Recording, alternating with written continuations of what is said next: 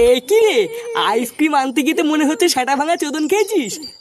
পল্টুদা, ওই চোদনা লালটু আমাকে ধরে মেরেছে। বাড়া আমাকে একা পেয়ে কি মারা মেরেছে পল্টুদা, তুমি জানো না?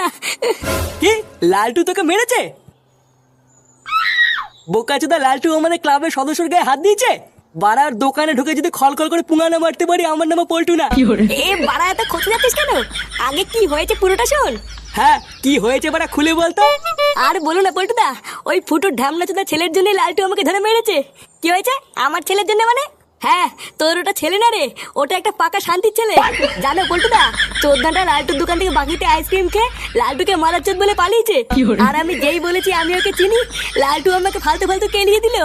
সেগো মারানিটা তাহলে এতবার মেরেছে? বাড়া আমার মান সম্মান সব পুঙ্গা মেরে দিল। আজকে ওর সেটা আমি ভাঙবই। দেখ ফুটো, তুই তোর ছেলের কি করবি কি না করবি আমি জানি